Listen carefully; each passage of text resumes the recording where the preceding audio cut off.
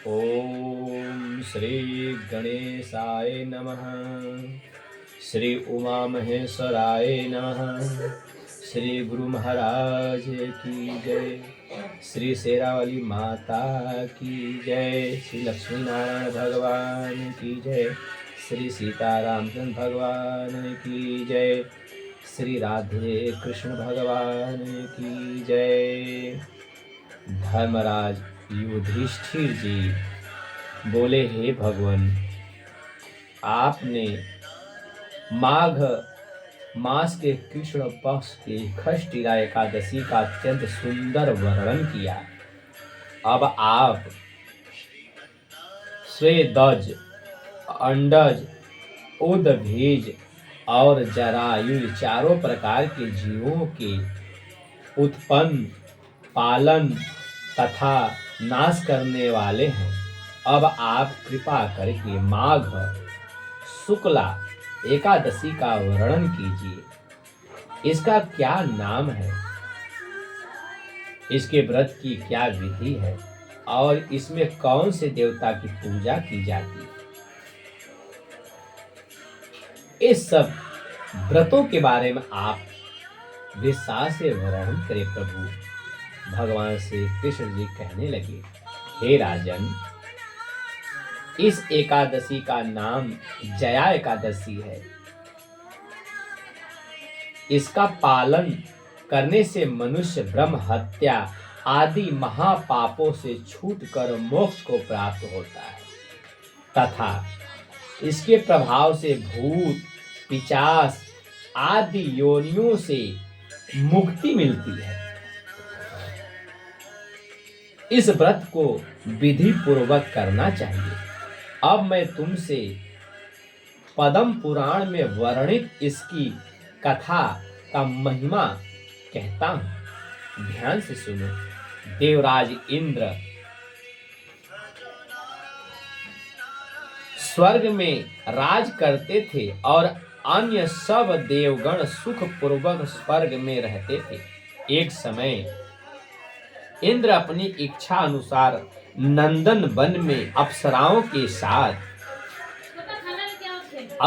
के साथ विहार कर रहे थे और गंधर्व गान कर रहे थे।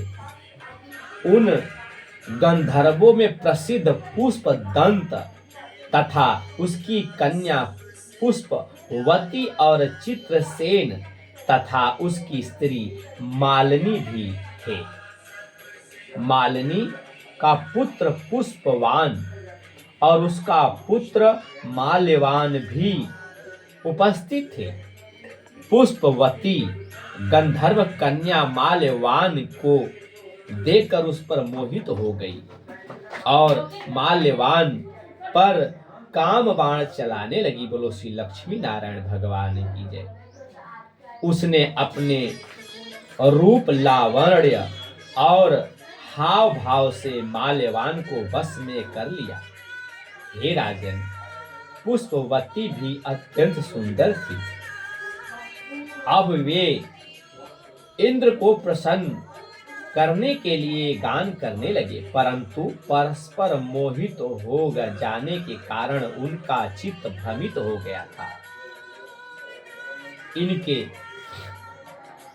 ठीक प्रकार का न गाने तथा ताल स्वर ठीक न होने से इंद्र इनके प्रेम को समझ गए और उन्होंने इसमें अपना अपमान समझकर उनको श्राप दे दिया।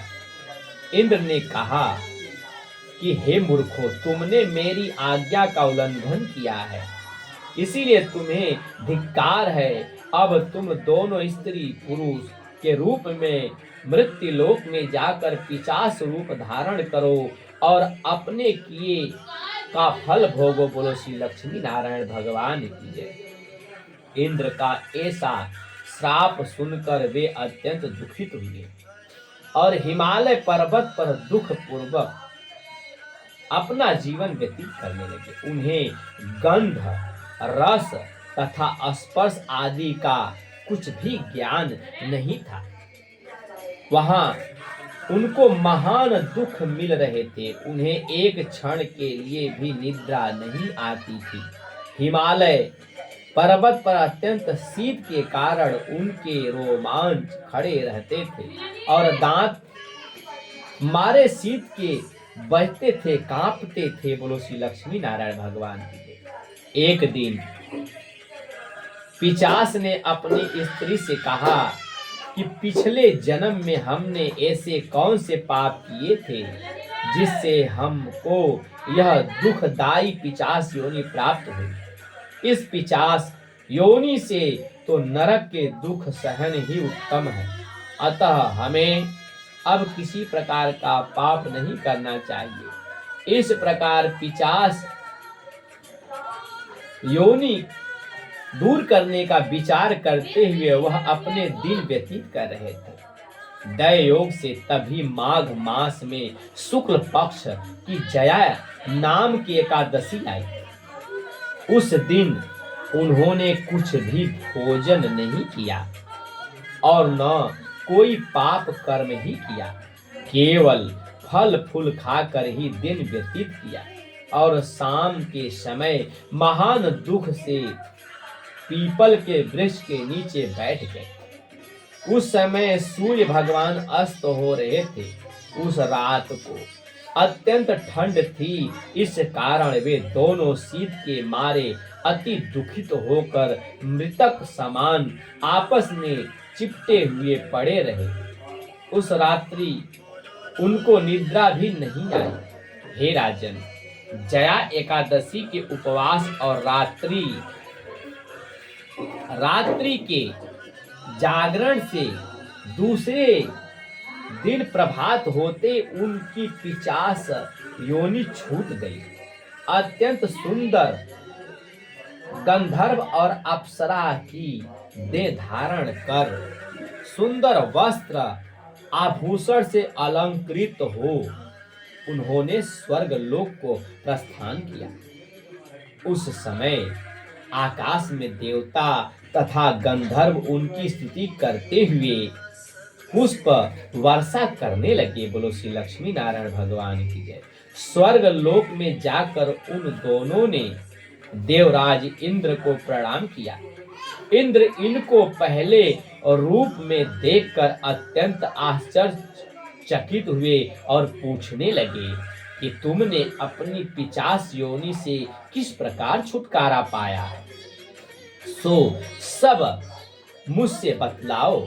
माल्यवान बोला, हे देवेंद्र, भगवान विष्णु की कृपा और जया एकादशी के व्रत के प्रभाव से ही हमारी पिशाच योनि देह छूटी है। तब इंद्र ने कहा, हे माल्यवान, भगवान की कृपा और एकादशी के व्रत करने से न केवल तुम्हारी पिशाच योनि छूटी, वरन हम लोगों के भी बंधनी हो गए हो, क्योंकि विष्णु और शिव के भक्त हम लोगों के बंधनी हैं। अतः आप धन्य हैं। अब आप पुष्पवती के साथ जाकर विहार करो। बोलो श्री लक्ष्मी नारायण भगवान की जय। भगवान श्री कृष्ण कहने लगे कि हे राजा युधिष्ठिर, इस जया एकादशी के व्रत से बुरी योनि छूट जाती है। जिस